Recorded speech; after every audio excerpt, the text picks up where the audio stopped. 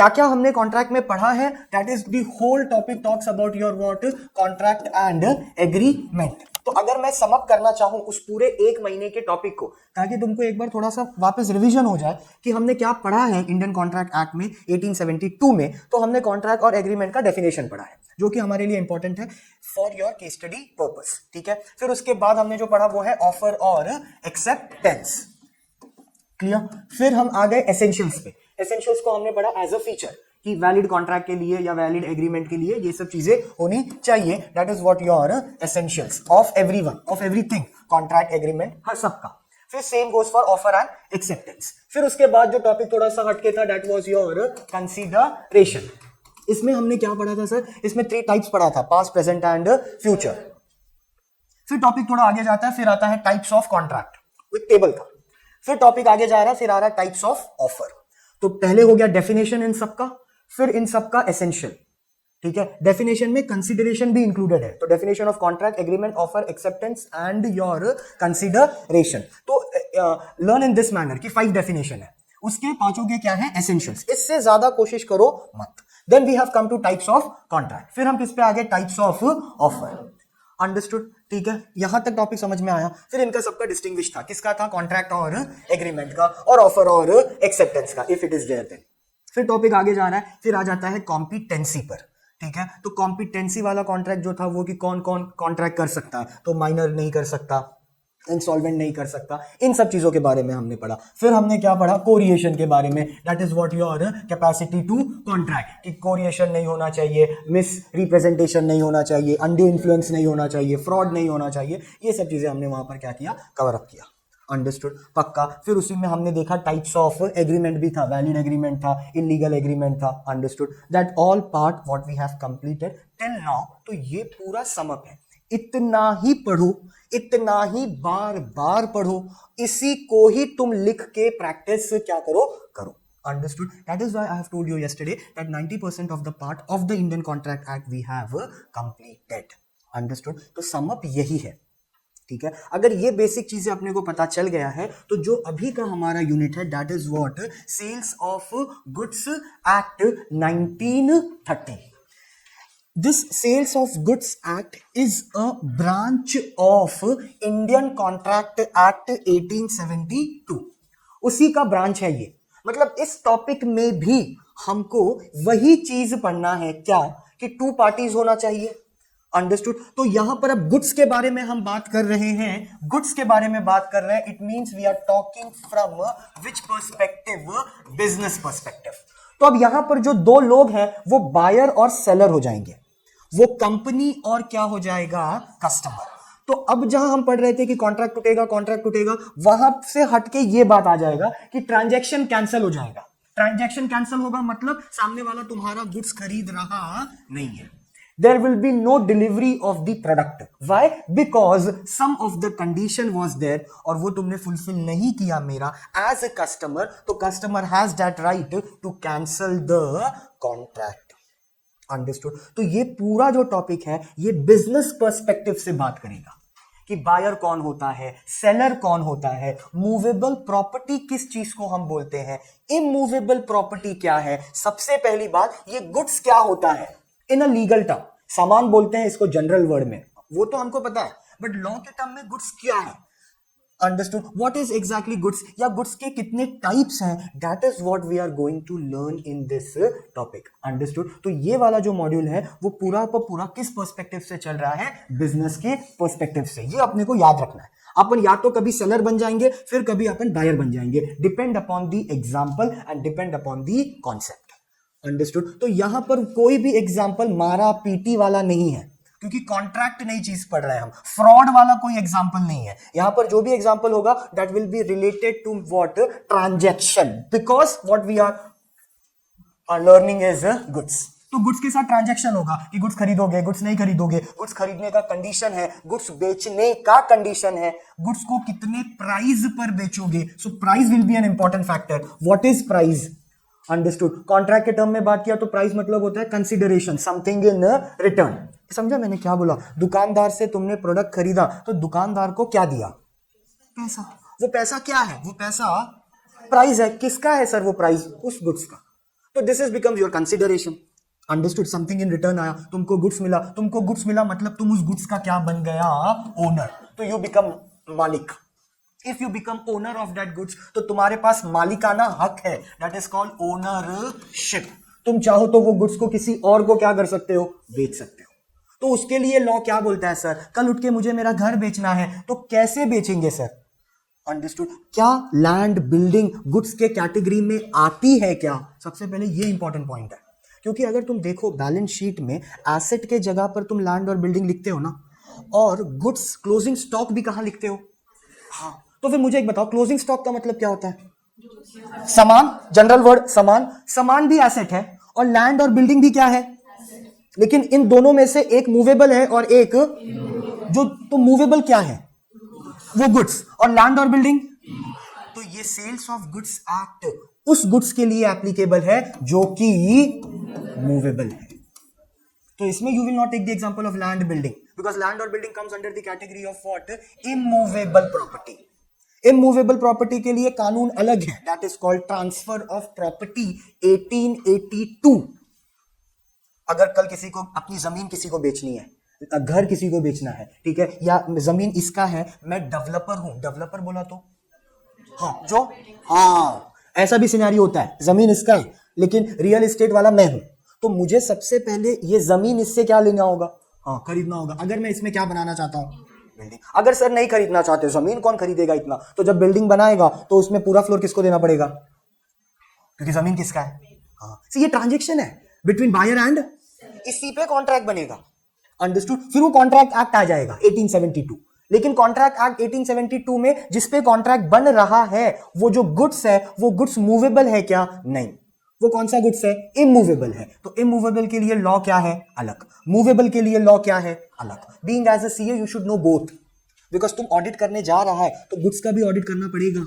Understood? ये जो balance sheet बनाता कौन है? सीए ही बना रहा है ना। I mean he is not making personally, but he should know कि भाई कौन सा गुड्स मूवेबल है और कौन सा गुड्स इमूवेबल है, वो पता होना चाहिए। बिकॉज इमूवेबल के लिए लॉ अलग है और मूवेबल गुड्स के लिए लॉ अलग है। हमारा पूरा फोकस है मूवेबल गुड्स पे, जो गुड्स मूव हो रहा है from one place to another. इसके लिए हम सिर्फ और सिर्फ किसके बारे में बात कर रहे हैं? गुड्स के बारे में। Topic is very very easy. Understood? Contract जैसा नया टर्म कुछ ऐसा नहीं है, एकदम रॉ डेटा है ये, इसमें कोई भी इफ और बट नहीं है। Examples are very much easy, ठीक है। The terms which are used in this act is very lenient. तो अगर स्पेसिफिकली वर्ड ध्यान में रखना है ऐसा नहीं है, बट अब तक तुमको कुछ कुछ वर्ड का मतलब पता चल गया रहेगा, जैसा वॉइड क्या होता है, वॉइड एब इनिशियो क्या होता है, अंडरस्टूड? कॉन्ट्रैक्ट क्या होता है? हमारे लिए कॉन्ट्रैक्ट मतलब दो लोग होना चाहिए, क्योंकि हमने वही पढ़ा है। एक जनरल पर्सन के लिए कॉन्ट्रैक्ट मतलब अलग है, but being as a law student तुम्हारे लिए कॉन्ट्रैक्ट का मतलब क्या है? अलग है। उसमें ये सब चीज आना चाहिए, दो party, consideration, offer, acceptance, lawful होना चाहिए। Now you will know all this things. यही सब चीज यहां पर क्या होगा? एप्लीकेबल। अंडरस्टूड? तो let's go to the topic. सबसे पहला टॉपिक बनाता है, see the topic, if you see, इतना चीज पढ़ लिया, खत्म है। 25 पेज जो पहला है वो खत्म हो जाएगा। उसमें क्या पढ़ना है? डेफिनेशंस दिया है। किसका दिया है सर? बायर का, सेलर का, गुड्स का टाइप का, बस। So when you go to understanding this topic, तो किन किन चीजों पर ज्यादा फोकस अपने को करने का है? So we have to be focus on the definition part. We need to be focus on contract of sale, और इसके साथ एक और आएगा, contract of sale and agreement to sale. इस पे डिस्टिंग्विश बिटवीन भी है, if you will check it out. Understood? तो उसमें डिस्टिंग्विश बिटवीन है, अभी से टिक करके रखो, ठीक है। पेज टर्न करो जरा, पेज टर्न करो।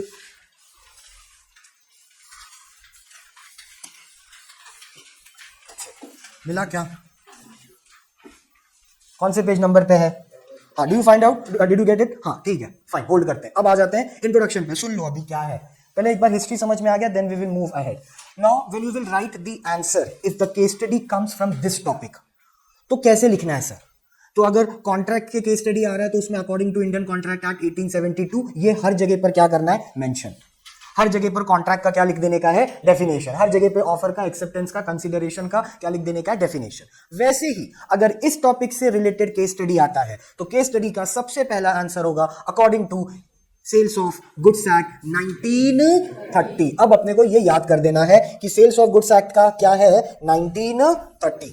Cell of goods act 1930। तो द फर्स्ट पूरा इंट्रोडक्शन पार्ट ये टेबल पे बात कर रहा है, ठीक है। तो सबसे पहले ये बात करेगा who is buyer and who is seller, proper definition दिया है सेक्शन के हिसाब से। तो बायर सेलर का सेक्शन याद करना है जैसे कि कॉन्ट्रैक्ट और एग्रीमेंट का किया था, अंडरस्टूड। अभी भी मैं दो का ही बोला हूं, कॉन्ट्रैक्ट और एग्रीमेंट का, बट फिर भी अगर तुम याद कर रहे हो ऑफर का या एक्सेप्टेंस का, तो that's a cherry on the cake. It is not pressurized, I am not coming with the force. अभी भी मैं कॉन्ट्रैक्ट एग्रीमेंट का ही बोल रहा हूं, बट अगर तुमसे याद हो रहा है तो अच्छी बात है। तो यहां पर हमको किसका डेफिनेशन सेक्शन याद करना है, बायर और सेलर का, ठीक है। तो पहला जो डेफिनेशन होगा वो इस पर बात होगा, who is buyer who is seller. फिर दूसरा टॉपिक क्या बात कर रहा है, ट्रांसफर ऑफ प्रॉपर्टी, जहां पर the first part talks about sale. ये सेल जो है ये है contract of sale, contract of sale ये अलग है, एंड एग्रीमेंट टू सेल अलग है। स्पेलिंग में भी फर्क है, ठीक है, छोटी चीज है बट ये, but you need to observe it because this small change in the words will change the meaning of the context.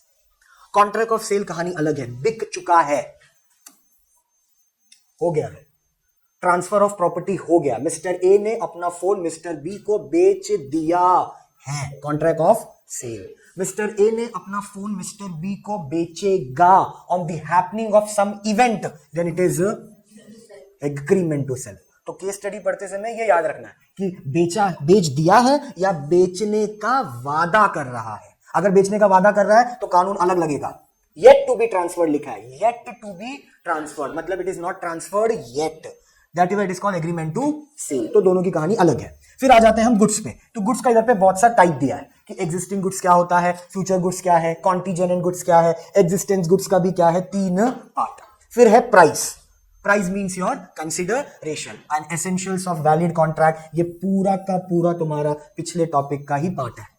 Essentials of valid contract पढ़ा था ना, फीचर्स ऑफ वैलिड कॉन्ट्रैक्ट, वही कंट्रोल सी और control we है। मतलब इसमें अपना time pass नहीं करेंगे, सिर्फ इस पे फोकस करेंगे, अंडरस्टूड, ठीक है। इसको सिर्फ ऐसे उड़ा देंगे पढ़ते समय। अब आ जाते हैं कि कब ये कानून आया। तो 1 जुलाई को ये लॉ फ्रेम हुआ। So this act came into force on what, 1 July 1930। इसके पहले सर कौन सा लॉ चलता था, it is just an introduction. इसके पहले चलता था English sale of goods act 1893, mention किया है वहां पर, है ना, देख लो, English sale of goods act 1893। But अब हम कौन सा एक्ट फॉलो, मतलब हम क्या फॉलो कर रहे हैं, हम फॉलो कर रहे हैं 1 जुलाई 1930, अंडरस्टूड, फाइन, ठीक है। Now then come to the, अब जो मैंने ट्रांसफर ऑफ प्रॉपर्टी वाला बोला था, तो सेकंड पैराग्राफ ध्यान से देखो कि the provision of the act is applicable, मतलब ये कानून एप्लीकेबल है to the contract related to the sale of goods, which means only, understood, so this act is not applicable to for the sale of immovable property like land, field, shop और क्या लिखा है, house. उसके लिए हमने एक अलग से कानून बनाया, that is called transfer of property act 1882। Transfer of property act है 1882। Sale of goods act 1930 deals only with movable property. Okay, now directly we will start with the definition। तो सबसे पहला डेफिनेशन किसका बोल रहा है, बायर का। Section 2 है, सब सेक्शन क्या है, 1 of the sales of goods act 1930, who is a buyer, now see means a person who buy, और हाँ पूरा गेम इसी पर है।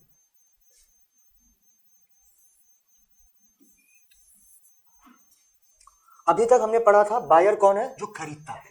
अब हमने एक नई चीज पढ़ी है, जो खरीदता है वो तो बायर है ही, और जो खरीदने का क्या करेगा, वादा, और वादा तोड़ा मतलब क्या तोड़ दिया, contract, breach of contract, understood, पक्का। अब जैसे कि for example, being as a manufacturer of some product, I have ordered raw material from some XYZ company, ठीक है, और मैंने रॉ मटेरियल का ऑर्डर दिया, फिर मुझे रॉ मटेरियल की जरूरत नहीं पड़ा। जैसे you take an example of MRF tyre, और कोई कंपनी ले लो, ठीक है, तो किसी कंपनी ने ऑर्डर दिया 100 टायर का, बट वो 100 टायर उस कंपनी ने एंड मोमेंट पे आके ऑर्डर को क्या कर दिया, कैंसिल। मेरा नुकसान हो गया 1 CR का, ठीक है, तो मेरा नुकसान हुआ, मैंने उसको बोला यार तूने, मैंने ऑर्डर तेरा बना के रखा है, स्टॉक रखा है, अभी मैं क्या करूंगा, ये 1 CR का स्टॉक मैं किधर मार्केट में डालूंगा, आपको लेना ही पड़ेगा। एंड देन यू सेड कि अरे नहीं मेरे पास ऑलरेडी स्टॉक पड़ा है, आई डोंट वांट इट। फिर उस पर थोड़ा कॉन्वर्सेशन हो गया और इसने इस पर क्या कर दिया, केस। कौन? MRF टायर ने केस कर दिया किसी कंपनी पर, ऑटोमोबाइल कंपनी पर, take any company. On what basis? क्यों केस कर रहा है? तो केस ये कर रहा है कि सामने वाला मेरे प्रोडक्ट का क्या था, बायर। फिर तुम बोलेगा लेकिन सर हमने खरीदा किधर? हमने खरीदा नहीं ना, ठीक है, खरीद के पैसा नहीं देते तो आप केस करते तो मैं मान सकता था, लेकिन मैंने तो खरीदा ही नहीं है, तो फिर किस बात का केस हो रहा है? So it is being cased on which point that you have agrees to buy. आपने एग्री किया था कि आप प्रोडक्ट मेरा परचेज करोगे, and you have not done this oral communication, you have done on return paper, that is what your contract और agreement. तो समझा कौन? इसके लिए अगर ऑर्डर कैंसिल होता है तो सामने वाले के पास भी अधिकार है कि मैं तुम्हारे पर केस कर सकता हूं, क्योंकि मेरा भी तो नुकसान हुआ, तुम्हारे लिए मैंने 1 करोड़ का माल बना के रखा है, उसके लिए लेबर लगा होगा, लेबर को मैंने क्या दिया होगा, वेजेस, मेरा फिक्स्ड कॉस्ट भी तो होगा, कुछ लाइट का बिल तो आता होगा, एसी आता होगा, ये सब का नुकसान हुआ मेरा। अंडरस्टूड? और एंड मोमेंट पे तुम कॉन्ट्रैक्ट क्या कर रहे हो, cancel, because you got the same offer from another company at a lower price. ये समझा क्या? ज्यादा इंग्लिश हो गया क्या? पक्का सिंपल। तो तुमने कॉन्ट्रैक्ट क्या कर दिया, cancel. And then you are playing very safe कि listen, I have not purchased it. अगर परचेज किया होता, आधा पैसा नहीं देता, आधा पैसा अटका देता, फिर तू मेरे पर केस करता, then I can be called as a culprit. But I have not purchased your product yet. Understood? But फिर भी मैं केस करूंगा सामने वाले पर, because you will come under the category of which part agrees to buy. ये सिर्फ buyer के लिए नहीं है सर, सेलर के लिए भी है। ये नीचे डेफिनेशन में सेलर पे भी लिखा होगा कि सेलर वो है जो बेचता है या बेचने का क्या करता है, वादा। तो दोनों, इसके लिए अगर तुम ध्यान दो तो बायर के लिए सेक्शन अलग है और एग्रीज टू बाय के लिए सेक्शन क्या है? हाँ, can you check it out? हाँ, सेक्शन क्या लिखा है? Section 2 subsection 1। अच्छा, उसी का ये ना, ओके फाइन। हाँ, तो सेक्शन 2 सबसेक्शन 1। तो बायर कौन है? जो प्रोडक्ट खरीद रहा है या खरीदने का क्या कर रहा है, वादा। Now same thing we have for seller also. Seller का सेक्शन 2 सबसेक्शन क्या है, 13। सेलर कौन है? Means a person who sells और agree to sell goods. Next, the two term buyer and seller are complementary and represent the two parties to a contract of sale of goods. तो parties of contract यहाँ पर 2 है, जैसे मैंने पहले भी बोला था। तो यहाँ पर buyer और कौन होगा, seller। ठीक है, both the terms are however used in the sense wider than their common meaning. Not only the person, यहाँ पर point है, not only the person who buys but also one who agrees to buy is a। तो मैं वो जो तभी मैंने पहले बोला 2-5 मिनट पहले, वो मैं ऐसी फालतू में बोल रहा नहीं था। It was making a sense and I believe कि तुमको भी सेंस समझा। ठीक है, खरीदा नहीं है तो फिर क्यों केस कर रहा है, क्योंकि खरीदने का वादा किया था। तो कानून के नजर में you are culprit because you have not purchased but you have agreed to purchase. So you have not sold but you are agree to sold और सेल। ठीक है, सेम गोस फॉर नीचे also. Similarly a seller means not a person who sells but also person who agrees to sale. Simple as that. ठीक है, ये agrees to cell याद रखना, इसी पर गेम चेंज होगा। ठीक है, अब आ जाता है गुड्स पे। ये एग्री टू सेल कहां पर याद आएगा, एग्रीमेंट टू सेल में जो लिखा था ना, येट। हाँ, तो वहां पर ये कनेक्ट होगा और अच्छे से। Okay, now we will come to the definition of goods. तो सबसे पहला क्या बोल रहे हैं, गुड्स में क्या क्या चीजें इंक्लूड होती हैं। Goods means every kind of movable property. हर वो चीज किसके कैटेगरी में आएगा, गुड्स के कैटेगरी में। अदर देन का मतलब, हाँ, उसके अलावा क्या नहीं आएगा, एक्शनेबल क्लेम। एक्शनेबल क्लेम का मतलब होता है, example I am giving you, debt, the thing which can not be transferred, it can come only by force. Force बोला तो प्रेशर। अंडरस्टूड? जैसे डेट तुम ट्रांसफर नहीं कर सकता, मेरे को, मैं उधारी लिया, मेरे को भरने का इच्छा नहीं है, मैं इसको बोलूं तू मेरा उधारी भर, क्यों? I have taken? No. Then why I will pay? You have taken? You will pay. I cannot transfer my debt. I cannot transfer my udhari from one person to another. ऐसा देखा जाए तो फिर हर आदमी क्या करेगा? ये did you understanding? ये पक्का समझा गया। कंपनी लोन लेगा बैंक से, उधारी हुआ ना, वो भी ब्याज नहीं देगा। और फिर गेम कैसे खेलेगा कि मैंने लोन लिया, फिर मैंने लोन इसके नाम पे ट्रांसफर कर दिया और मैं निकल गया। अब बैंक ब्याज के लिए किसको पूछ रहा है, इसको। तो ये बोला मैं क्यों ब्याज भरूं, Because loan was not taken by my own name. Loan was taken by somebody else. Then why I will pay the interest? Understood. इसके लिए एक्शनेबल क्लेम गुड्स में आता नहीं है, क्योंकि एक्शनेबल क्लेम में जो आइटम आता है डेट वो ट्रांसफर होता. और डेट किसकी प्रॉपर्टी होती है पहले ये बताओ. डेट प्रॉपर्टी है क्या? जैसे गुडविल को तुम प्रॉपर्टी बोल सकते हो बिकॉज हाँ इट्स व्हाट है, इट्स एन एसेट. और किस टाइप का एसेट है वो? डेट कभी पढ़ा है क्या कि एसेट है? डेट कभी पढ़ा है कि प्रॉपर्टी है? तो फिर ट्रांसफर कैसे होगा? तो एक्शनेबल क्लेम नहीं आएगा. और पैसा भी नहीं आएगा गुड्स की कैटेगरी में, क्योंकि पैसा तो प्राइस है जिसके वजह से गुड्स का क्या हो रहा है? एक्सचेंज. आज के टाइम पर बार्टर सिस्टम है क्या? गुड्स के बदले? ऐसा तो है नहीं. अगर ऐसा होता तो हम बोल सकते थे, लेकिन आज बार्टर सिस्टम नहीं है. आज गुड्स के बदले क्या जा रहा है? पैसा. पैसा को गुड्स कैसे बोल सकते हैं? क्योंकि पैसा तो एक्सचेंज वैल्यू है. That is what. तो that can not be the goods. ठीक है. इसके अलावा हर चीज गुड्स है. स्टॉक. स्टॉक बोला तो क्या? शेयर्स.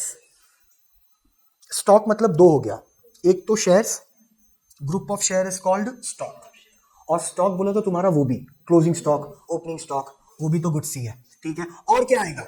ये तो सिंपल है, shares. Simple as that. Growing crops मतलब पता है?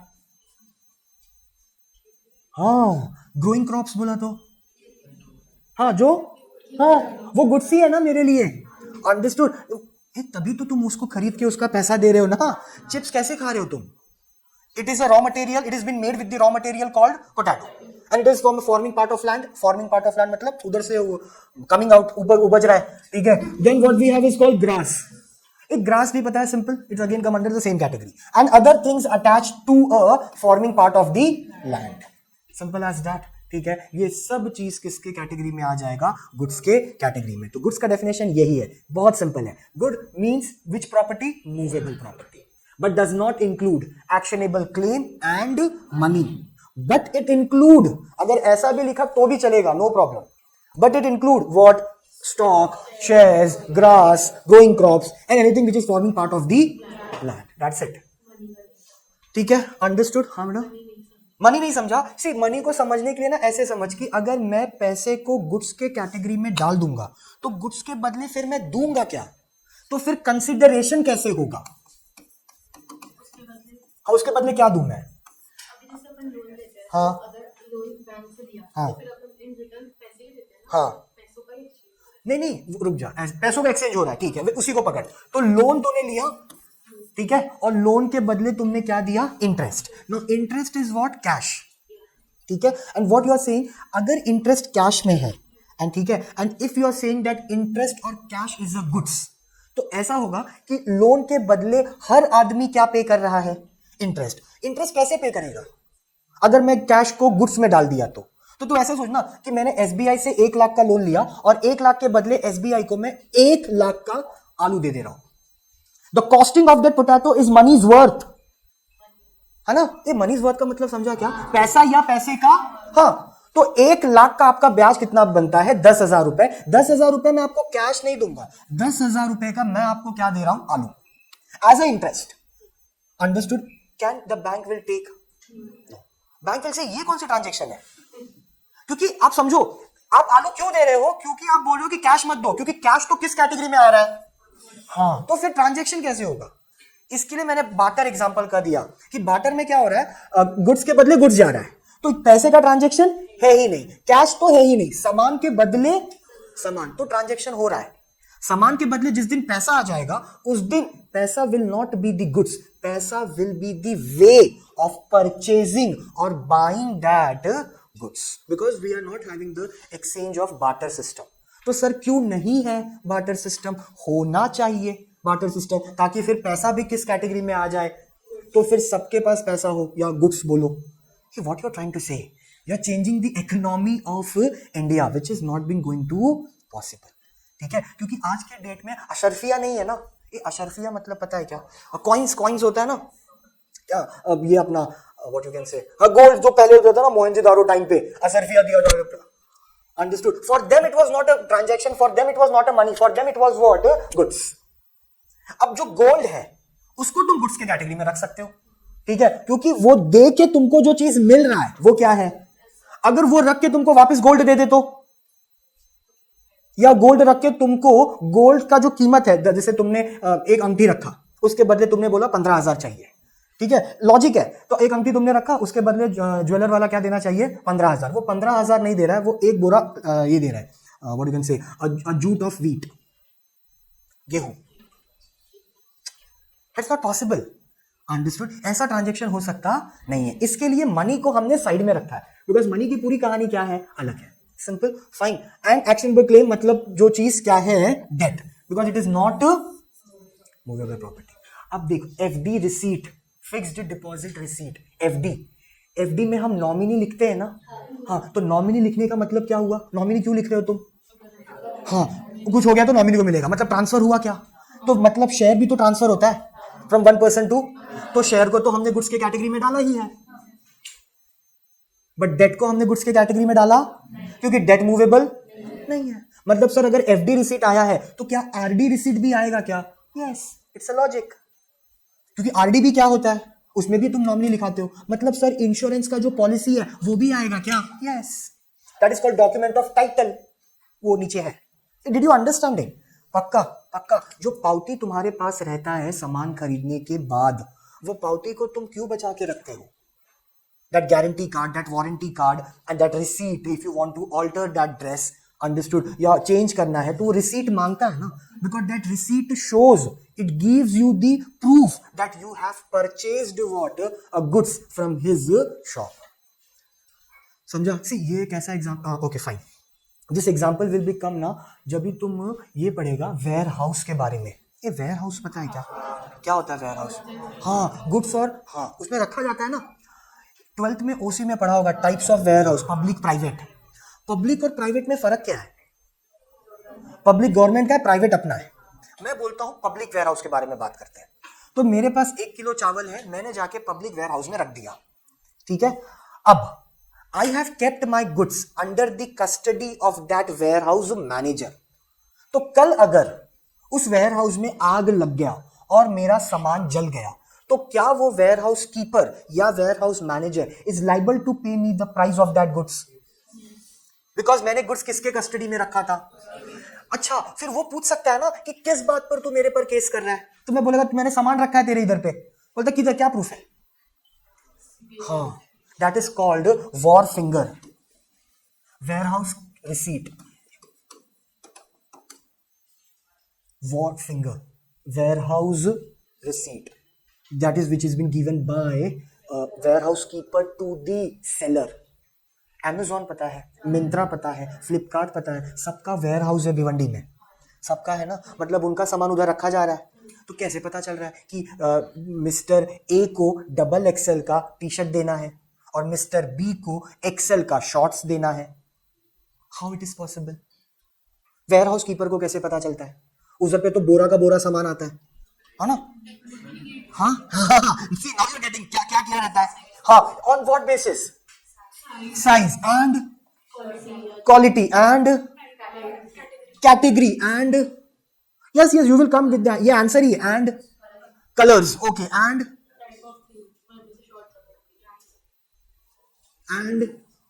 डिमांड, है ना, डिमांड किस, हाँ, किसने कितना डिमांड किया है, जरूरी है कि सब लोग एक ही शर्ट मंगा रहे हैं एक ही कलर का ऑल ओवर द वर्ल्ड।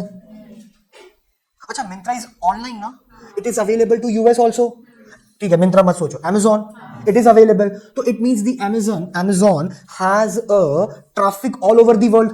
ये ट्रैफिक बोला तो समझा, भीड़ इकट्ठा ऑल ओवर द वर्ल्ड, तो सिर्फ हम ही ऑर्डर कर रहे हैं क्या, तो उसको कैसे पता चल रहा है कि इसके घर पे इस आदमी को सफोला का ओट्स देना है या उसको तुमको any of the product you take it, categorize हो रहा है ना, मतलब किसका क्या ऑर्डर है, सब ऑर्डर के पीछे क्या लिखा होगा, आईडी नंबर। ये हवे में सब बात हो रहा है क्या, ये सब चीज हवे में हो रही है क्या, पहले ये बताओ, क्योंकि अमेजॉन का खुद का तो कुछ प्रोडक्ट नहीं है ना, वो तो एक प्लेटफॉर्म है जहां पर दो लोग आते हैं, डिस्प्ले है, जिसको पसंद है वो क्या करता है, ऑर्डर करता है, फिर ये इसको डिलीवर देता है। तो डिलीवरी दे कैसे रहा है, इसको कैसे पता चल रहा है कि इसको ये प्रोडक्ट देना है, इसको ये प्रोडक्ट देना है, मतलब they have a receipt, they have a invoice number, इसलिए तुमको आता है ऑर्डर नंबर, ये आता है, तुम ऑर्डर करता है ना रे बाबा, हाँ, ऑर्डर नंबर आता है ना, तो फिर उसी ऑर्डर नंबर को तुम ट्रैक करता है, तो पता चलता है कि डिस्पैच हुआ कि नहीं। फिर तुमको एक मैसेज आएगा टेक्स्ट पे कि ब्लू डार्ट से तुम्हारा कुरियर आज आ जाएगा। ये ब्लू डार्ट कौन है? It's a logistic company, it's a transportation company, it's a shipping company. तो ये बिना बिल के कैसे होगा? Can it is possible? No, it's the same thing. Why to take so big example? Take a small example of Zomato. They also to tell you ना the order number when you order from Zomato. Your order is been delivered 32 minutes away. तो number लिख के आता है ना। तो फिर जब वो जाता है होटल पे लेने के लिए तो वो ऑर्डर नंबर बताता है। कभी ऑब्जर्व करो, अगर वेटिंग एरिया में तुम वेट कर रहा है होटल्स में, तो देखो जोमेटो वाला आता है तो ऑर्डर नंबर बोलता है 2340। फिर वो 2340 अपने सिस्टम में क्या करता है, एंटर, फिर वो पार्सल देता है। वो पार्सल पे जो पेपर लगा है उस पे भी लिखा है ना ऑर्डर नंबर पेन से। See, that is what called trafficking. That is what called logistic. That is what called receipt. Goods है ये सब जो ट्रांसफर हो रहा है from one person to another. Foods also get transferred from one person to another. Simple, understood? ठीक है, fine. तो FDR फिक्स डिपॉजिट रिसीट भी गुड्स के कैटेगरी में आ जाएगा। Okay, now goods include both tangible and intangible goods. Intangible का example तुमको already पता है, और भी उसमें लिखा है, गुडविल है, IPR सब। IPR बोला तो इंटेलेक्चुअल प्रॉपर्टी राइट्स, उसमें आ जाएगा गुडविल, सॉरी उसमें आ जाएगा कॉपीराइट, और आ जाएगा ट्रेडमार्क, और आ जाएगा पेटेंट। ठीक है, स्टॉक है, शेयर्स है, गैस है, वाटर है, इलेक्ट्रिसिटी है, स्टीम है। And order of a court, decree का मतलब होता है ऑर्डर ऑफ अ कोर्ट, और ऑल्सो डॉक्यूमेंट से मतलब वो ऑर्डर मतलब documents of the court are also considered as a goods. तो जो हमने डेफिनेशन ऊपर पढ़ा उसी डेफिनेशन को भाई साहब ने टेबल फॉर्मेट में क्या कर दिया, डिवाइड। ठीक है, तो गुड्स के डेफिनेशन में सबसे पहले जो पढ़ा था means every kind of movable property, simple. दूसरा क्या बोल रहा है, other than actionable claims, money in circulation. Circulation बोला तो फ्लो, ठीक है, also include stock, shares, growing crop, grass and anything which is attached to the form of the land, that all will come under the category of goods. फिर आ जाता है classification पे। तो गुड्स तीन भाग में डिवाइड किया है, एग्जिस्टिंग गुड्स है, उसके बाद कौन सा गुड्स होता है तुम्हारा, फ्यूचर गुड्स है, और उसके बाद क्या है, कॉन्टीजेनेंट गुड्स। फिर कॉन्टीजेनेंट गुड्स, सॉरी, फिर जो तुम्हारा एग्जिस्टिंग गुड्स है उसको वापस हमने कितने पार्ट में डिवाइड किया है, 3 पार्ट्स में। ठीक है, first is specific, second is ascertain and the third is अनअसर्टन।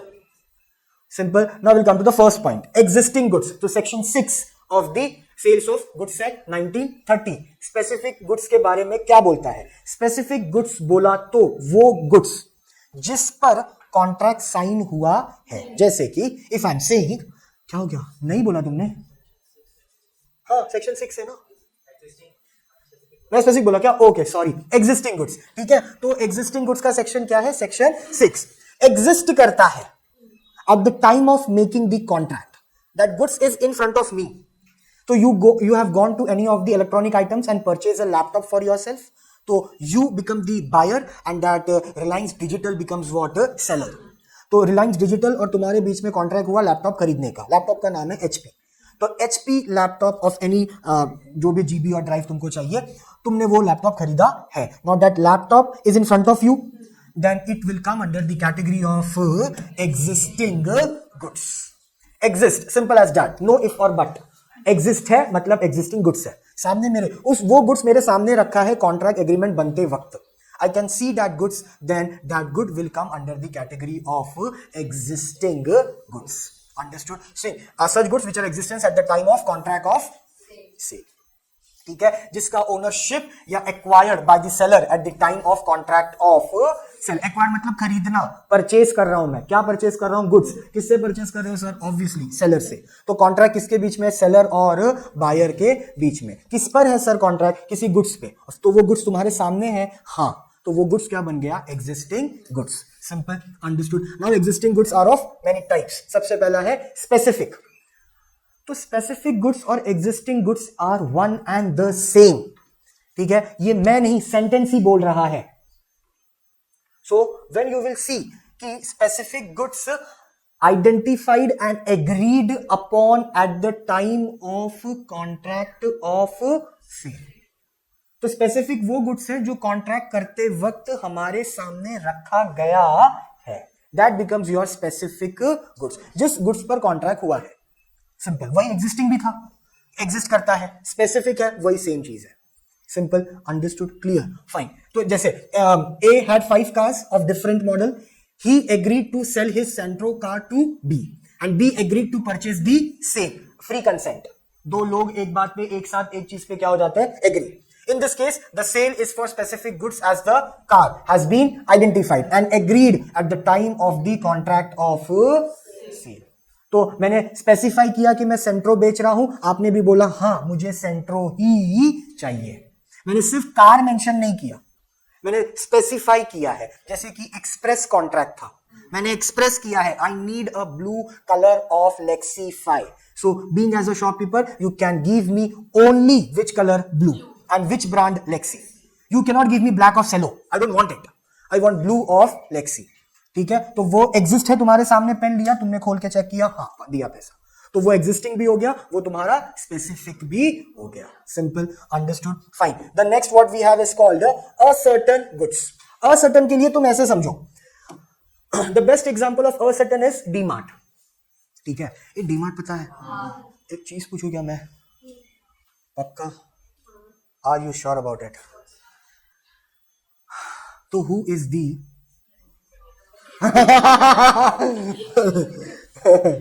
who is the owner of DMart? And you know this. I not believe on you, I hope. हाँ, yes, राधा किशन. इसको तुमने कहाँ देखा था? देखा है स्कैम 1992 में. This person was there as a character of that person. खिचड़ी पता है क्या? खिचड़ी एक गंदा सा सीरियल आता था ना पहले. Do you know about it? Do you are aware about it? Flush it off.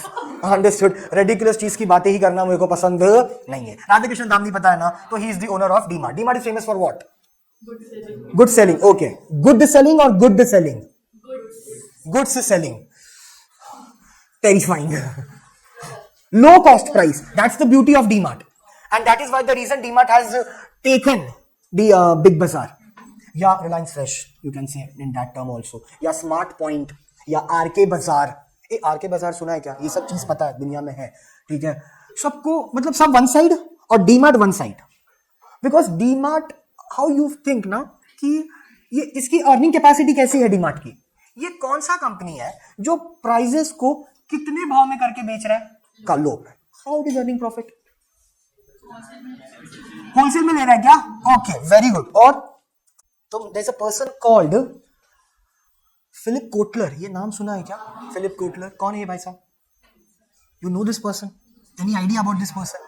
हाँ हाँ हाँ, ओसी में था. ओसी में शायद हेनरी फेयोल होगा. तुम उसी को तो नहीं बोल रहे हो? अच्छा, क्लैरिटी ऑफ माइंड है ना. हेनरी फेयोल अलग है, वो 14 प्रिंसिपल वाला माइनिंग इंजीनियर, वो अलग बंदा है. Philip Kotler is a marketing guru. Marketing topic में मार्केट का डेफिनेशन इस आदमी ने दिया है. आई नो, है ना? तो no, who is this person? He is a gem of marketing. He has given one quote. Listen very carefully. A company has two way to earn a profit. ये पूरे यूनिवर्स के लिए applicable होता है. It is not just for India, and you can check it on Google also. So a company can earn profit only in two veg.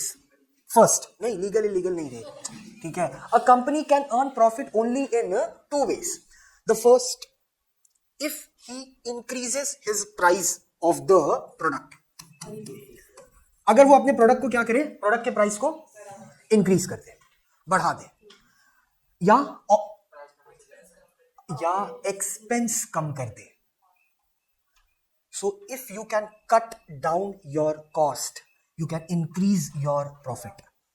And the first point is what? If you can increase your price of the product, then you can earn huge amount of money. This is the GIM rule of having a best marketeer in the world. दो ही option है एक व्यापारी के पास. सब product का कीमत बढ़ाना, it is not suitable in every country. Like a country called, where the customers are price sensitive. So they can't झेलोफाई कि प्रोडक्ट का प्राइस क्या हो गया सडनली. हाँ, हमको ज़ारा महंगा लग रहा था, हमने अपने को ज़ूडियो में कॉम्पनसेट कर लिया. तो Zudio design, most of the design they have, variety of designs they have, and the prices are low. That is why Zudio is hit. They come to the crux of the point. ठीक है, कपड़ा बहुत अच्छा है? नहीं, बहुत खराब है.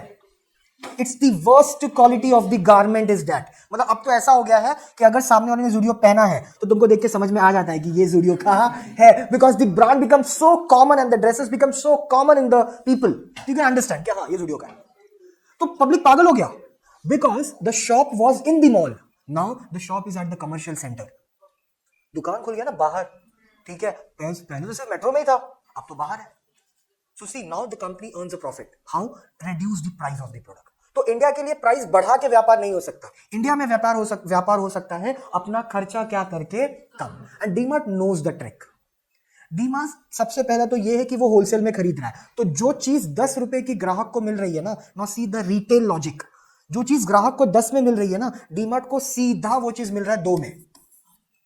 जो सीओपी है, कॉस्ट ऑफ प्रोडक्शन, वो ऑलरेडी कितना कम हो गया, तो 8 रुपया उधर बचा, 8 रुपया उधर बच गया।